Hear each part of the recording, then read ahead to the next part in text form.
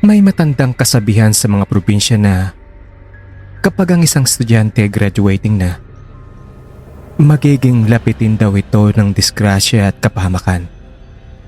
Dahil parang may mga madidilim na elementong nagbabantay at nag-aabang sa kanilang bawat hakbang. Ang sabi pa ng mga matatanda, mas mainam daw na manatili na lang sa loob ng bahay at magdasal habang naghihintay sila ng graduating march. Pero dahil sila ay mga kabataang lumaki sa karangyaan sa Maynila, walang puwang ang mga ganitong pamahiin sa kanilang mga isip. Para kasi sa kanila, sobrang cringe at walang basihan ng mga pananakot ng mga matatanda. Kaya naman, nagkasundo sila na magplano ng isang out-of-town trip para i-celebrate ang pagtatapos sa kanilang paghihirap sa akademya. Naisip nilang gawin ng pinakahuling banding na sama-sama pa sila bago sumabak sa corporate world. Ang grupong ito ay binubuo ng 4 na pangunahing lalaki at isang babae. Ang itinuturing na alpha at leader ng barkada ay si Kenji. 21 taong gulang. Matangkad siya, maputi, at laging pormang influencer o artista dahil galing siya sa isang napakayamang pamilya na nagmamay-ari ng malalaking chain ng gasoline station sa buong bansa. Masasabing medyo may kayabangan si Kenji. Laging bida-bida at gusto niya na siya ang laging nasusunod sa bawat desisyon dahil siya naman ang madalas sumasagot sa mga gastusin ng barkada. Ang pangalawa naman ay si Liam, 22 taong gulang. Siya ang pinakatahimik at pinakamisteryoso sa kanila. Palaging nakasuot ng makapal na hoodie. At kung titingnan mo ang kanyang mga mata ay tila laging may malalim na iniisip palagi. Bihira siya magsalita. Pero kapag nagsalita naman siya, asahan mo na. Tagos talaga. Mapapaisip ka. Ang pangatlo ay si Ethan, 21 taong gulang. Siya ang kabaliktaran ni Liam dahil siya ang pinakamasiyahin. Sporty ang pangatawan, moreno, at ang laging nagdadala ng ingay at magagandang vibe sa tropa. Si Ethan ang joker na kayang magpatawa kahit seryoso na ang sitwasyon. Ang pang-apat naman ay si Marcos, 21 taong gulang. Isang simpleng lalaki na laging sumasabay sa agos ng grupo at tahimik na nagmamasid lang sa ugali ng bawat isa. Kasama rin si Chloe, 21 taong gulang. Ang tanging babae sa grupo na sumama lang naman dahil sa suporta kay Ethan na matagal na niyang crush. Sa panlabas, mukhang solid, masaya at walang problema ang samahan ng magkakatropa. Pero ang totoo, may isang madilim at madugong sikreto silang pinagtatakpan simula pa nung nakarang taon. Isang bagay na pilit nilang ipinapaon sa limot. Madaling araw pa lang, habang tulog pa ang buong Maynila, ay umalis na sila gamit ang mamahaling SUV ni Kenji. Masaya ang simula ng biyahe. May sound trip pa ng mga trending na kanta sa Spotify at punong-puno ng tawanan ng loob ng sasakyan habang pinabaypay ang maluwag na expressway. Nagpaplano sila kung paano sila magpapakasasa sa alak pagdating sa kanilang destinasyon. Pero habang lumilipas sa mga oras at habang lumalayo sila sa kabiasnan, unti-unting nagbabago ang vibe ng paligid. Ang semento ng highway ay napalitan ng rough road at ang mga naglalakihang building ay napalitan ng mga masusukal na damuhan at nagtataas ang puno ng niyog na parang gumagawa ng pader para harangan ang sikat ng araw. Kasabay ng pag-init ng tanghali, napansin na magtotropa na unti-unti ring nawawalan ng signal ang kanilang mga cellphone. Walang data. walang cellular service. Kaya naman nagsimula ng makaramdam ng pagkabagot at matinding stress ang ilan dahil hindi na sila makapag-update sa kanilang mga social media accounts. Naramdaman ni Marcos ang isang kakaibang kilabot nang pumasok ang sasakyan sa boundary ng maliit at liblib na bayan na yon. Biglang lumamig ang hangin sa loob ng SUV kahit na nakapatay naman ang aircon. Binuksan kasi nila mga bintana para sana lumanghap ng hangin ng probinsya. Ang hangin ay may kasamang amoy ng tuyong lupa at parang amoy ng nabubulok na halaman. Napansin naman ni Marcos si Liam na nakatitig lang sa labas ng bintana. Wala itong kibo at parang may hinahanap sa gilid ng daan habang ang kanyang mga kamay ay mahigpit na nakakapit sa kanyang bag. Si Kenji ay tuloy-tuloy lang sa pagmamaneho habang patuloy ang pagyayabang tungkol sa ancestral house ng kanyang pamilya na matagal nang hindi natatalaw ng kahit sino. Ang sabi pa ni Kenji, pagmamay-ari pa raw yun ng kanyang lolo sa tuhod at abandonado na ng ilang dekada. Kaya doon daw sila libreng makakapag-party ng todo-todo ng walang nangingialam o sumisita sa kanilang ingay. Pagdating ng sasakyan sa tapat ng malaking gate na gawa sa kalawanging bakal, natulala silang lahat at biglang natahimik ang buong grupo. Sobrang bigat ng enerhiya sa lugar at parang may nakadagan sa kanilang mga dibdib habang nakatitig sa lumang mansyon. Ang ancestral house ay gawa sa naglalakihang troso ng lumang kahoy at ng mga sinaunang bato. Kupas na ang pintura nito na parang kulay na natutuyong dugo. Ang mga bintana na gawa sa kapis ay puno ng makakapal na alikabok at ang iba ay basag na nga. At ang mga kortina sa loob ay mukhang mga basahang nakasabit. Napapaligiran rin ang buong mansyon ng mga nagalakihang puno ng palete na ang mga ugat ay gumagapang nasa dingding ng bahay. At sa likod noon ay maririnig ang panayad pero nakakatakot na agos ng isang malawak at malalim na ilog. Parang nilamon ng isang malaking vacuum ang lahat ng tunog ng bahay. At ang tanging maririnig mo lang ay ang huni ng mga kuliglig at ang kaluskos ng mga tuyong dahon. Bumaba sila ng sasakyan at naramdaman ni Marcos ang matinding takot na tumataloy sa kanyang buong katawan.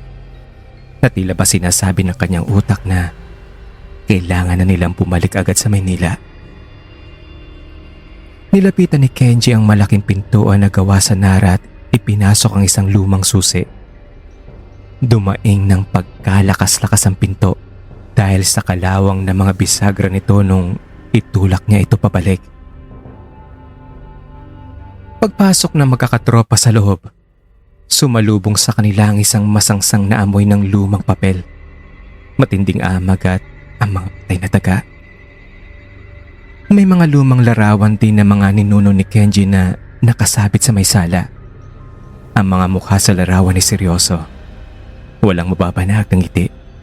At ang kanilang mga iginuhit na mata ay parang sumusunod sa bawat galaw ng mga binata habang naglalakad ang mga ito sa loob ng bahay. Lalo tuloy naging creepy ang pakiramdam dahil sa bawat sulok ay may mga sapot ng gagamba na parang matagal nang nag-aabang na mabibiktima. Matapos ang ilang minutong pagkakatulala sa sala, nagpasya si Kenji na hatiin ang grupo para tingnan ang mga kwarto sa ibaba. Ang bahay ay may mahabang pasilyo na may mga pinto sa magkabilang gilid. Ang bawat pinto ay gawa sa mabigat na kahoy at may mga hawakan na gawa sa tanso na binalot na ng kulay berteng amag. Ramdam na ramdam ni na Marcos at Ethan ang lamig ng sahig na tumatagos sa kanilang mga sapatos habang naglalakad sila. Binuksan ni Ethan ang unang kwarto at doon ay nakita ang isang malaking kama na may 4 na poste na napapalutan ng isang makapal at kulay apong kumot. Sa amoy ng mga alikabok doon ay para kang mauupo sa sobrang kapal nito. Sinubukan nilang buksan ng bintana para pumasok ang liwanag ng araw Pero ito'y mahigpit na nakadikit dahil sa katagalan na siguro. Napansin ni Marco sa refleksyon ng isang lumang salamin na may pasak sa gitna na parang may isang anino na tumaan sa likod nila. Dahilan para mabilis silang lumabas ng kwarto at magtungo sa sala kung saan naghihintay ang iba. Dahil walang ibang matutuluyan at malayo ng kabayanan, nagkasundo ang magkakatropa na linisin ang dalawang pinakamalaking kwarto sa iba pang palapag. Naglabas si Kenji ng mga basahan at mga disinfectant mula sa sasakyan.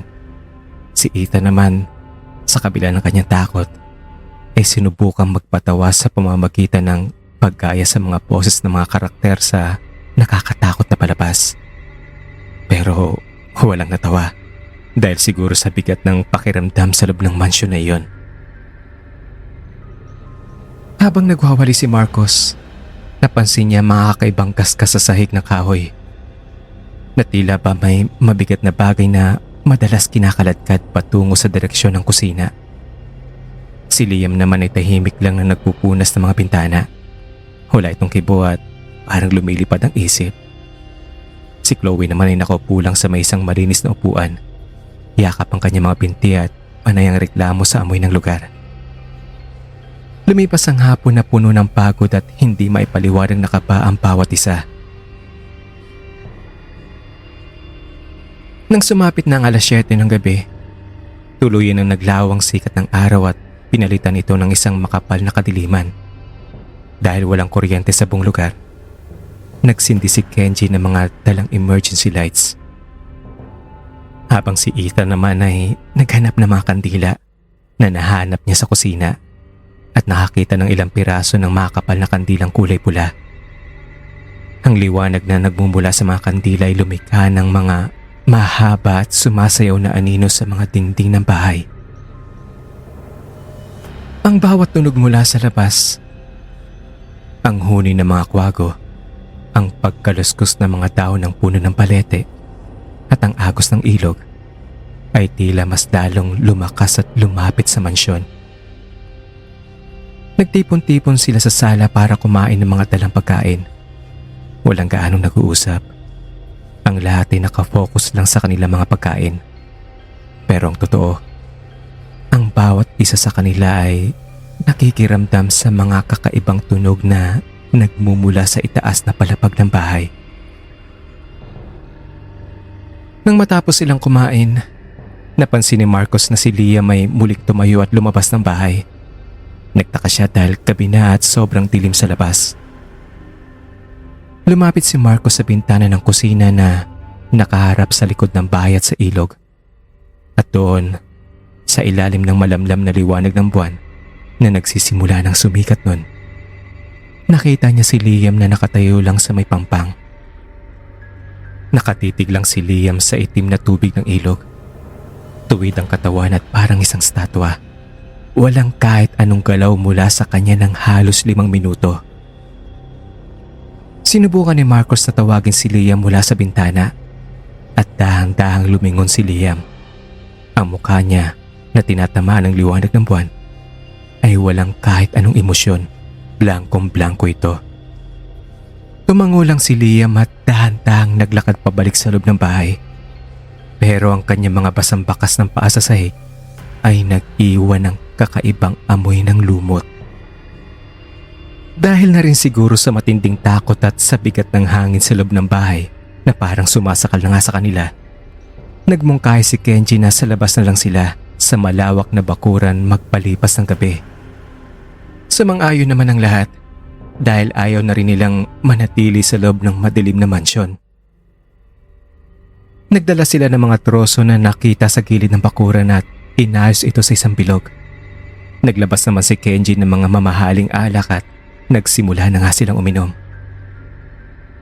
Habang nagsisimulang maglagablab ang apoy ng bonfire, unti-unting nababawasan ng lamig na kanilang naramdaman. Pero ang kaba sa kanilang mga puso'y nananatiling buhay habang ang bilog na buwan ay tuluyan ng umaakyat sa gitna ng kalangitan. Madilim na ang paligid at ang tanging nagbibigay ng buhay sa likod ng bahay ay ang dahang-dahang lumalabong apoy ng bonfire na ginawa nila malapit sa pangpang ng ilog. Ang buwan sa itaas ay kakaiba ang kulay nung gabing iyon. Parang maputlang dilaw na may kaunting pagkasul, bilog na bilog, at sobrang liwanag na halos makita mo na ang anino ng mga nagtataasang puno ng niyog. Si Ethan na kanina pang nakakarami ng shot ng imported na alak ay nagsimula na magingay. Nakakbay siya kay Marcos habang iwinawag kay Way ang kanyang baso. Sinusubukang ibalik ang hype ng barkada na kanina pang medyo pinapatay ng creepy na vibe ng mansion. Alam nyo kayo, napakaseryoso nyo masyado. Nandito tayo para magsaya. Graduating na tayo, di ba? Dapat nagwawalwal tayo rito. Oh, ikaw Liam. Para ka namang tuod dyan, kanina ka pa nakikita kita, kanina pa kitang pansin. Pare naman, uminom ka. O ikaw Marcos, kayang cheeser mo na juice, kanina pa yan. Baka mapaanis yan ha. O ikaw Ethan na kanina ka pang uminom dyan. May amats ka na yata eh. Dahan-dahan lang. Baka mamaya niyan, ikaw ang unang bumagsak dito. May hirap ka pa naman buhatin pabalik sa loob. Napakalaki mong tao para buhatin namin. Asa ka pa? Walang susuko ngayong gabi. Oy, pero seryoso ah. Tingnan niyo yung buwan ngayon oh. Ang ganda niya. Parang ngayon ko lang yata ngayon lang ako nakita ng ganyan. Pang Instagram aesthetic. Kaso medyo off yung vibe nitong ilog sa likod natin. Parang alam niyo na may kakaibang tunog. Napatingin si Kenji sa itaas, diretso sa buwan. Bago'y binaba ang kanyang baso sa ibabaw ng isang putol na kahoy. Biglang nagseryoso ang mukha nito. Ang dating mayabang at maingay na tono ay napalitan ng isang mababa at suwabing boses na parang nananakot. Alam niyo ba? Hindi lang basta aesthetic ang buwan na yan ngayon. Saktong-sakto ang dating natin dito. Ang sabi kasi ng lola at lolo ko noon, kapag ganyang kalinaw ang buwan at nandito ka sa tapat ng ilog na yan, doon lumalabas ang totoong may-ari ng lugar na ito. Uy, uy, uy, uy. Hala, nananakot ang loko. Anong pagmamayari ang pinagsasasabi mo dyan, Kenji? Ikaw Kenji ha, huwag mo nga kaming i-go-ghost story dyan, gabi na. Late na yung mga ganyang kwento mo. At saka hindi ako naniniwala dyan. Ngumiti naman ng bahagya si Kenji, isang ngiti na parang may ahalin tulad mo kay Joker. Tumingin siya sa direksyon ng madilim at tahimik na agos ng ilog bago muling nagsalita. Seryoso ako pare. Dito kasi sa amin may sikat na urban legend. Dito sa probinsya namin na mismo ang lolo ko ang nakasaksi nung bata pa siya. Kwento daw yun na isang bride na hanggang ngayon ay hindi pa rin natatahimik.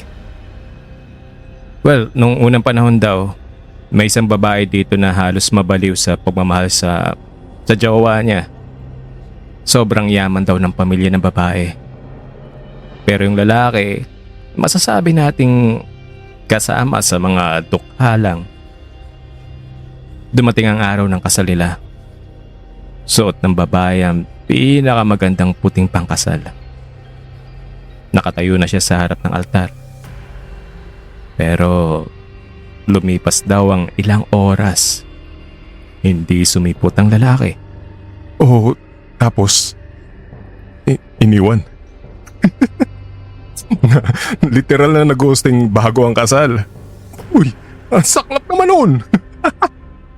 Ethan, mas malala pa ron. Ang balitang nakarating sa bride, well, sumama raw ang groom niya sa matalik nitong kaibigan na nabuntis pala ng lalaki ng lihim lang. Tayon nga sa sobrang sakit, kahihiyan at galit, tumakbo ang bride palabas ng simbahan habang umiiyak. Tumakbo siya diretso dito sa ilog na to, dyan, sa mismong ilog na yan, sa mismong tapat ng mansion natin, na dito sa may inupo natin, dyan sa tabi lang na yan, habang suot ang wedding gown niya. Ayun, tumalon daw yung bride sa tubig at nagpakalunod. Natahimik si Marcos. Naramdaman ang biglang paglamig ng hangin sa kanilang likuran. Si Liam naman ay nanatiling nakatitig lang sa baso niya. Walang kibo pero seryosong nakikinig.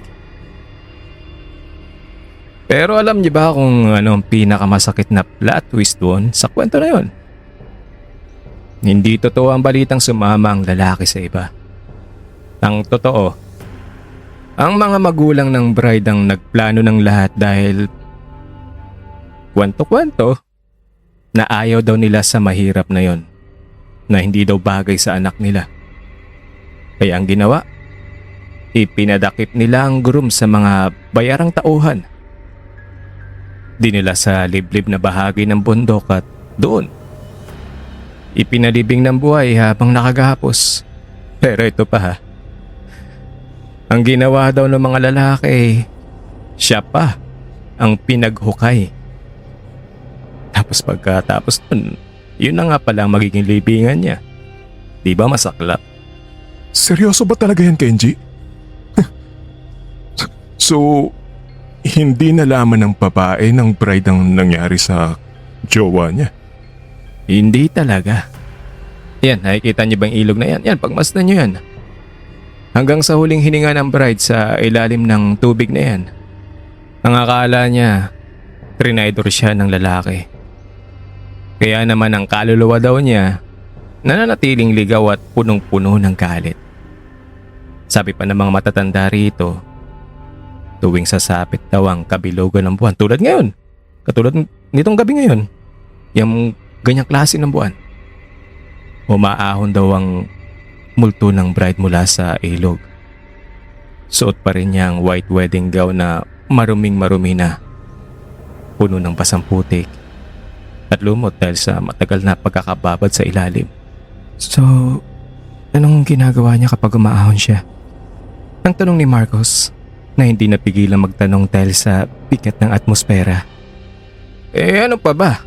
Hahanapin niya ang kanyang nawawalang groom. At dahil nga hindi niya alam kung nasa ng groom niya, ang ginagawa niya, lahat ng lalaking kasing edad ng groom niya na matatagpuan niya malapit sa ilog na to, isasama niya pababa sa tubig. Lilinlangin niya. Tapos yun, lulunurin niya na. Kaya kinabukasan, matatagpuan na lang ang katawan na lumulutang. Pilat ng mga mata at puting-puti ang balat dahil sa pagkakababad sa ilalim. Sa ilalim ng ilog na yan. At nang matapos ng kwento na iyon ni Kenji, parang biglang huminto ang oras sa likod ng lumang mansyon. Ang tanging maririnig na lang ay ang langit-ngit na mga troso na dahan-dahang tinutupok ng apoy. At ang mahabang ihip ng hangin na nagpapasayaw sa mga dahon ng palete. Napansin ni Marcos ang kakaibang kilos ni Liam na nakaupo sa tapat niya. Buong gabi itong hindi umiinom ng alak. Nakatitig lang si Liam sa naglalagablab na bonfire. Pero ang totoo, ang kanyang mga kamay ay nakakuyom ng napakahigpit sa ibabaw ng kanyang tuhod hanggang sa mabuti na nga ang mga knuckles nito. Bigla namang nagsalita si Liam. Ang kanyang boses ay napakalamig, walang kabuhay-buhay, na tila ba nanggagaling sa isang taong matagal nang namatay. Paano kung ang alamat na yun ay ginagamit lang ng isang totoong tao ngayon? Isang tao na may matinding galit na gumagawa niyan para magiganti sa isang nakaraang kasalanan at ginagamit lang ang bride para pagtakpan ng lahat.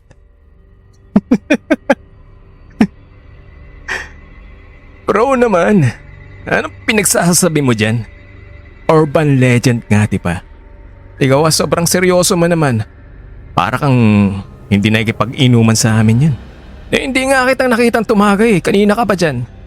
Oo nga naman, pre. Masyado kang seryoso dyan. Chill. Sikreto raw. Baka naman trip lang ng multo na mang trip. Good vibes lang. Huwag mo namang gawing criminal case to. Urban legend nga diba? Enjoy! Pero hindi natinag si Liam. Inayos niya ang kanyang salamin at mas lalong naging matalim ang titig kay Kenji. Hindi ako nagbibiro. Sa totoong buhay, walang multo na pumapatay ng walang dahilan.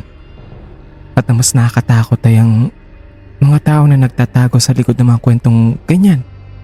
pagkatapos nilang gumawa ng karumal-dumal na krimen. Tulad ng pagtakas sa isang aksidente. Ang sinabi na yun ni Liam ay nagdulot ng matinding katahimikan sa grupo. Naalalang bigla ni Marcos ang isang madilim na gabi nung nakarang taon. Isang gabi na lasing silang apat ni Kenji, Ethan at Chloe. At may nabangga silang isang batang lalaki sa Maynila na kanila namang tinakasan at itinago gamit ang pera ng pamilya ni Kenji. Tumingin si Marcos kay Liam.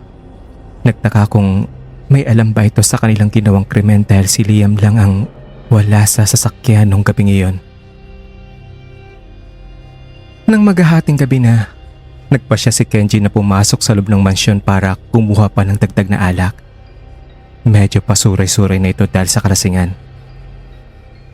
Lumipas ang 10 minuto pero hindi pa rin ito bumabalik. Nagsimula na mag-alala si Marcos kaya sinabihan niya si Liam na samahan siyang pumasok. Habang si Ethan naman ay sumunod din dahil natatakot itong maiwan sa labas kasama si Chloe na natutulog na sa banig.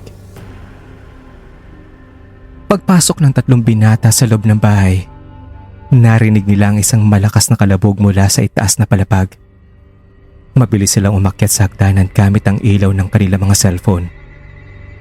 Pagdating nila sa dulo ng pasilyo, nakita nila ang isang nakakakilabot na figura na nakasuot ng maruming white wedding gown na may mga lumot at isang porcelain doll mask.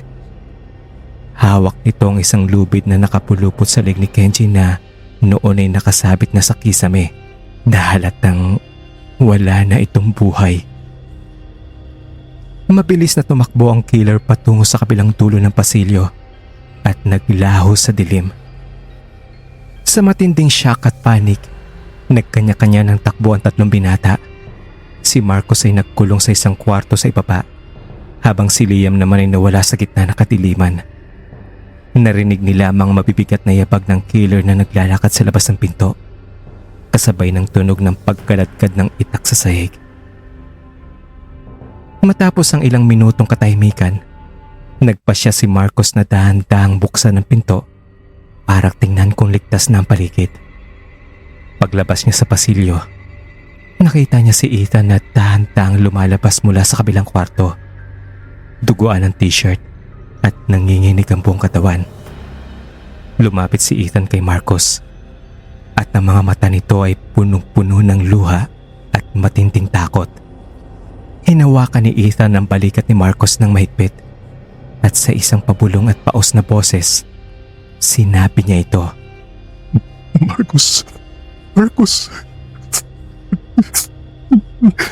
nakita ko kung sinong nasa likod ng maskara. Ang killer sa atin, isa sa atin. Ang killer is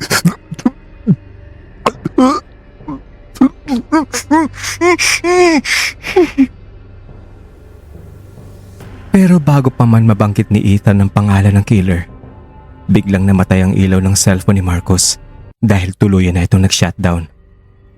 At isang mabilis na basang kamay ang biglang humila kay Ethan pabalik sa kadiliman ng pasilyo, kasabay ng isang malakas na kalabog ng pinto na nagsara. Itutuloy, abangan ang episode 2. Pabitin muna tayo ngayon. Medyo mahaba na kasing na-record ko at maingay dito sa amin. Pero ito, kung sino makakahula kung sino ang eksaktong killer sa kwentong ito, may chika sa akin na worth of 300 lang tayo ngayon.